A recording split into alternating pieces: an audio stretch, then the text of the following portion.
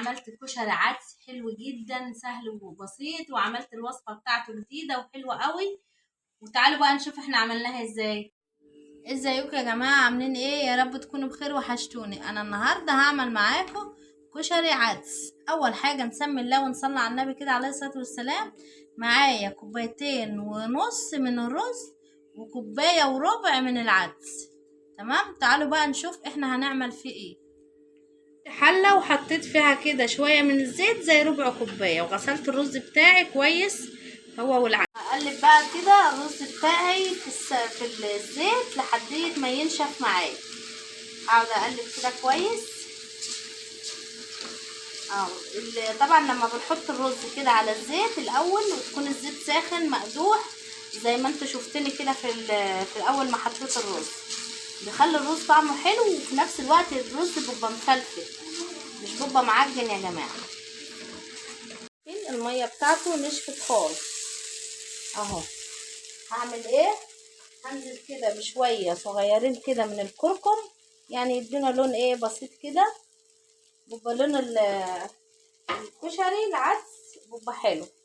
شويه كده برضو من التتبيله بتاعه الرز، حبه صغيرين كده ربع معلقه، واقل من ربع معلقه كمون، حبه صغيرين برضو.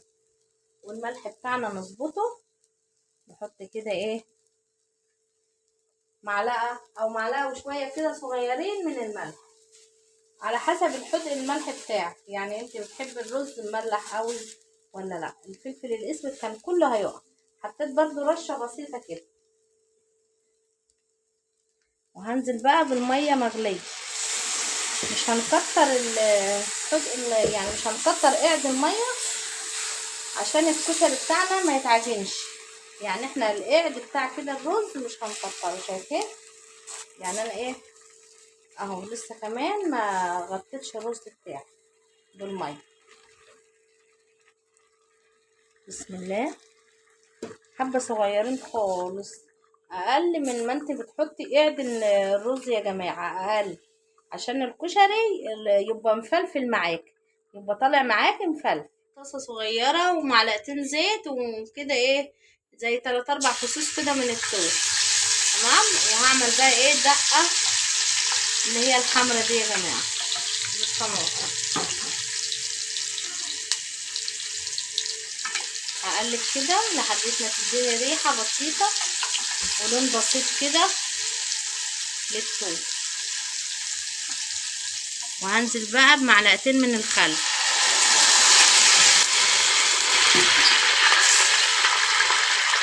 وعصرة حبايتين طماطم مصفياه، حبايتين 2 بالظبط طماطم مصفياه.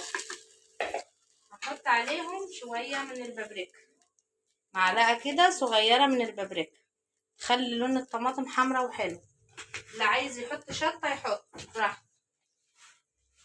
وهملحها، احط لها كده ايه ربع معلقة من الملح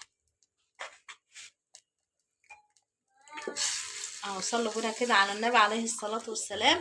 اللي حابب يحط فيها شطة زي ما انا بقول يحط، مش حابب براحته يعملها زي ما انا عاملاها كده. بقى جبت الطاسة بتاعتي وحطيت فيها شوية كده من الزيت، وهحمر بطاطس. بس الزيت ايه مش اتقدح اوي، اعلي عليه. وهنزل بقى بالبطاطس بتاعتي. طبعا الكشري انتوا عارفين اللي هو ما يحلاش الا بالتحابيش بتاعته، مع ان طعم الكشري حلو اوي. انا بحب الاكله دي سهله وبسيطه، وهنقول يعني عامه اقتصاديه حلوه يعني. بطاطس وحدايا 2 بس من البتنجان، هحمرهم بحالهم كده عشان هعملها عمل مخلل. وقرن 1 بس من الفلفل. الصلصه بتاعتي استبكت كده وبقت تمام.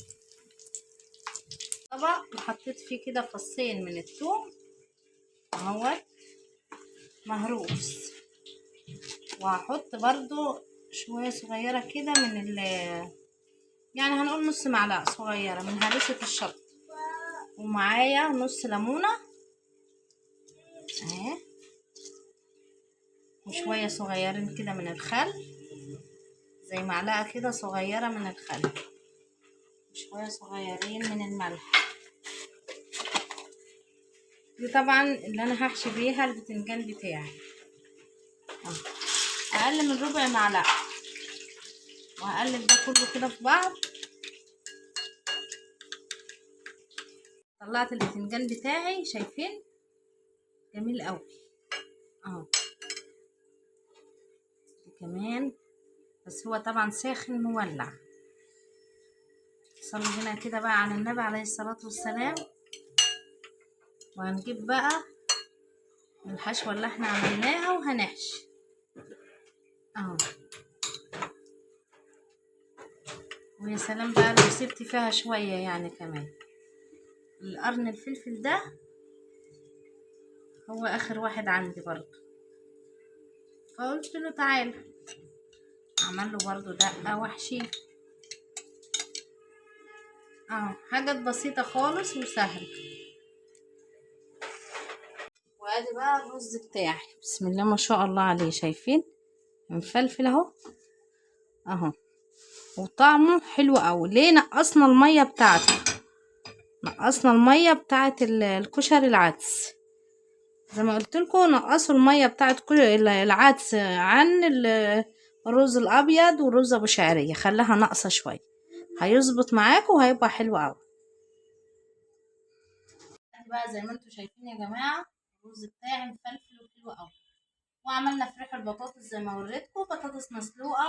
وعملت الاتنين البتنجان اللي عندي والفلفل، وعملت الدقه بتاعتي، وكان عندي 4 بيضات كده سلقتهم فريحهم، وقسمت البيضه 2 عشان يبان في الطبق اللي هو كتير يعني.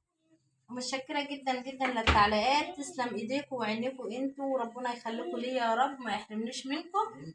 واشوفكم على الف خير في فيديو جديد. لو اول مره بتشوفونا، انا اسمي نجوى ابراهيم. مش تنسوا بقى تصلوا على النبي عليه الصلاه والسلام، مش تنسوا تعملوا لايك واشتراك للقناه وتفعلوا الجرس عشان يوصلكم منا كل جديد. اشوفكم على الف خير في فيديو جديد. مع الف سلامه، باي باي.